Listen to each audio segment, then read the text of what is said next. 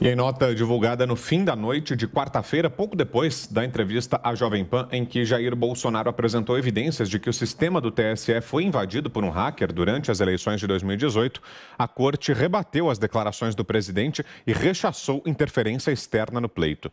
De acordo com o TSE, o episódio de 2018 foi divulgado à época em veículos de comunicação diversos e, embora objeto de inquérito sigiloso, não se trata de informação nova. Continua. O acesso indevido, objeto de investigação, não representou qualquer risco à integridade das eleições de 2018. Isso porque o código-fonte dos programas utilizados passa por sucessivas verificações e testes, aptos a identificar qualquer alteração ou manipulação. Nada de anormal ocorreu. Na nota do presidente da Corte, Luiz Roberto Barroso, o TSE afirma ainda que encaminhou à Polícia Federal as informações necessárias à apuração dos fatos e prestou as informações disponíveis e que a investigação corre de forma sigilosa e nunca se comunicou ao TSE qualquer elemento indicativo de fraude. O texto volta a insistir na tese de que as urnas eletrônicas são seguras e invioláveis porque não estão conectadas à internet. O caso ganhou noticiário durante uma entrevista de Bolsonaro, aqui ao programa Os Pingos nos Is, da Jovem Pan, na noite de ontem. Ele estava ao lado do deputado Felipe Barros, relator da proposta de emenda à Constituição do voto auditável, na comissão que analisa o tema.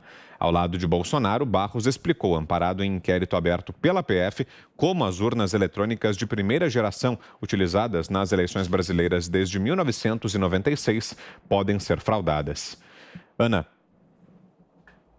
Alguns pontos interessantes sobre essa nota é que na live do presidente na semana passada, na quinta-feira, durante toda a live do presidente, onde ele apresentou aí indícios e evidências de fraudes, inclusive o próprio relatório do PSDB de 2015, que diz ali claramente que não tem como comprovar se houve fraudes ou se não houve fraudes porque o sistema é inauditável e inaferível. O TSE estava o tempo todo ali nas redes sociais, colocando respostas aos questionamentos, às perguntas, às evidências, os indícios que o presidente trazia.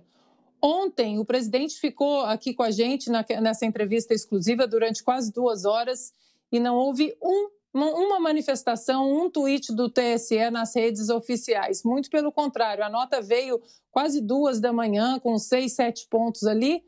Mas a verdade, Vitor, é que no segundo ponto, quando a frase começa, o acesso indevido acabou.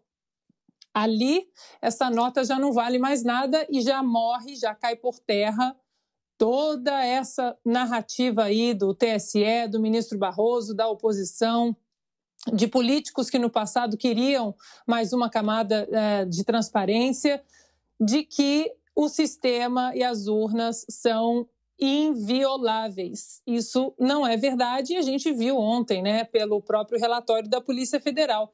E aí é interessante 2 pontos.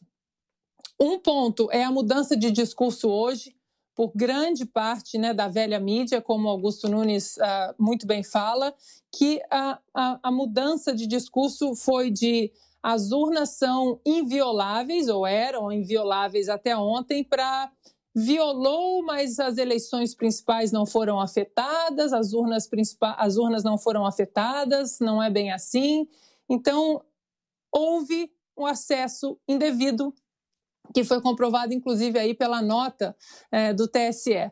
Outro ponto interessante também é que o vice-presidente da Câmara, o deputado Marcelo Ramos, continua aí tuitando fake news, continua tuitando mentiras de que voltaremos à idade das cavernas, né?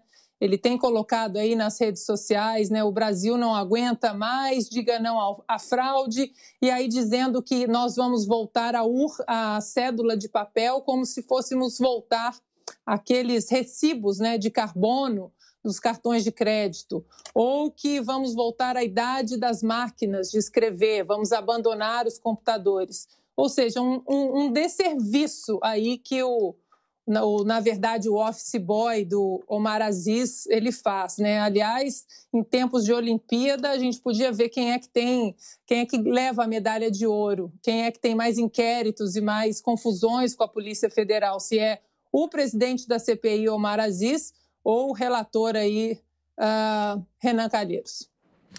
E olha, um registro, já são mais de 180 mil pessoas nos acompanhando aqui pelos nossos canais do YouTube. Então, muito obrigado a você que está conosco aqui em mais essa noite, nesta quinta-feira. Se você está chegando agora aqui ao canal do programa, já aproveite e se inscreva também aqui no canal de Os Pingos nos Is. Já são mais de 3 milhões e 600 mil, quase 3 milhões e 700 mil os inscritos do canal do Pingos. Mas se não é o seu caso, você está chegando agora, passa a nos acompanhar aqui, já deixa o convite. Se inscreva no canal, você passa a acompanhar de perto aqui o nosso conteúdo, recebe notificações, é avisado quando começa o programa e deixe seu like também. Se estiver curtindo o programa, deixe sempre seu like. É só apertar o botão do joinha aqui abaixo do vídeo.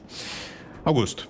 Eu não entendo porque essa discussão sobre o voto, sobre o sistema de votar adotado aqui no Brasil, não é feita aí com mais inteligência e tranquilidade. E isso por culpa do Supremo.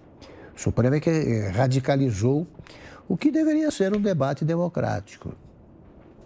Existe o sistema que não pode ser conferido. Os votos não podem ser conferidos, ele não é auditável. Isso levou a essa proposta, né? Que seria a adoção do voto auditável, que representa um avanço nesse modo de votação. Muito simplesmente, né? Você pode, em caso de dúvida, conferir como é que foi, né? Apurar erros eventualmente ocorridos, né? Ou fraudes, prevenir fraudes, etc. Como vimos já nesse vídeo, num vídeo exibido há poucos dias aí pelo nosso Ubinha, o próprio ministro Barroso achava isso necessário há muito pouco tempo. Deputados, a maioria dos parlamentares achavam isso bom. Era uma discussão racional. De repente, o Supremo decidiu que é imutável o sistema adotado hoje, que qualquer mudança implicaria uma ameaça à lisura das eleições e à democracia brasileira, e o Supremo está defendendo isso mentindo. O Supremo insiste em falar numa volta ao sistema anterior, que não é verdade. O Supremo fala só voto impresso, voto impresso. Alguns defensores do voto auditável falam voto impresso também, porque aparece o papel ali em que será possível ver, né, se confirmar se o voto saiu de acordo com a vontade do eleitor. Pronto. Volta ao papel, volta à Idade Média, à Idade da Pedra, etc. Quer dizer, o Supremo, que deveria ser composto por pessoas tranquilas, pessoas sensatas, né? Homens racionais, juristas equilibrados, virou um partido que defende essa ideia e põe em risco o equilíbrio institucional brasileiro, e aí sim ameaça o Estado Democrático de Direito, radicalizando posições que nem deveria adotar. O Supremo deve cumprir a lei. E é por isso que eu quero também chamar a atenção para a omissão e para os recuos do Poder Legislativo. O Poder Legislativo ainda não tem consciência de que ele legisla. O presidente da Câmara e o presidente do Senado têm de saber que as leis são feitas lá, que as mudanças na legislação são feitas lá e que cabe ao Supremo garantir o cumprimento da lei e só. Agora, ficam soltando manifestos, notas, ficam com essa discurseira cretina. Então, dá a sua opinião e ponto final, né? Eles perderam o equilíbrio completamente. E o que leva, não nos esqueçamos, aí o que leva a um ministro como o Alexandre de Moraes a inventar a prisão em flagrante perpétua. O sujeito pode ser preso 10 horas depois de supostamente ter cometido um crime e é preso, como aconteceu com o deputado que continua preso. Então, o fator de instabilidade é o Supremo. É isso que está claro. E o povo percebe, por trás daquelas alegorias verbais, né, com que eles escondem o que estão pensando, o povo enxerga, sim, quem faz o quê. Né? No verão, quem fez o quê no verão passado, na primavera, outono, inverno, tudo. O povo estão desdenhando da inteligência do povo brasileiro, vão quebrar a cara. E o presidente da Câmara dos Deputados, Arthur Lira, afirmou nesta quinta-feira que a tramitação da PEC do voto impresso auditável pode ir ao plenário, mesmo que seja reprovado na comissão especial que analisa a proposta. Lira mencionou um recurso regimental que poderia fazer com que o texto chegue ao plenário, mesmo no caso de rejeição. Aspas. É um assunto que a gente vai trabalhar, afirmou o presidente da casa. Segundo ele, as comissões funcionam de maneira opinativa e não terminativa. Nessa situação, o parecer contrário ao projeto seria, de qualquer forma, analisado pelo plenário. Outra alternativa seria o limite de até 40 sessões para a tramitação do texto.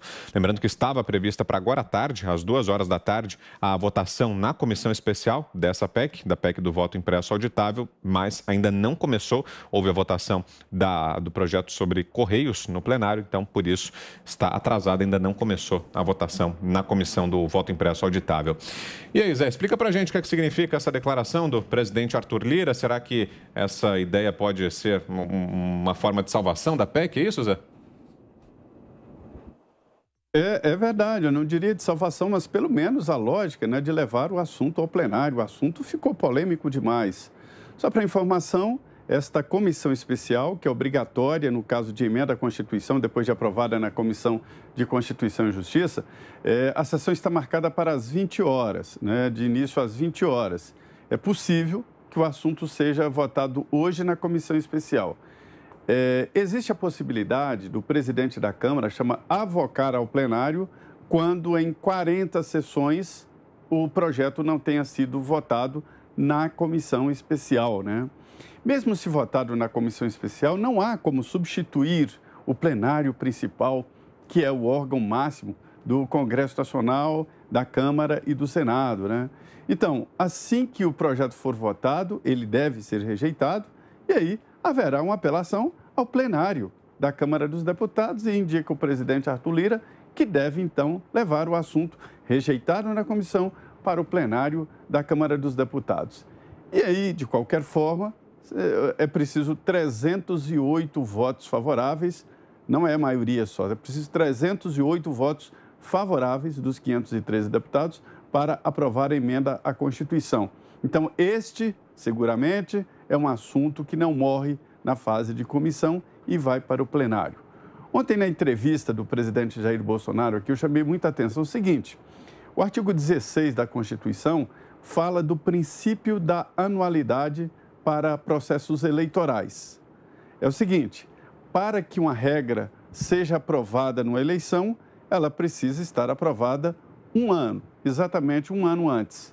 Por esse critério, esta emenda teria que estar promulgada, ou seja, aprovada na Câmara, no Senado Federal e promulgada pelos deputados e senadores até o início de outubro, né? Mas o raciocínio dos aliados do presidente e do próprio relator da comissão especial, deputado Felipe Barros, é de que não se trata de uma regra eleitoral.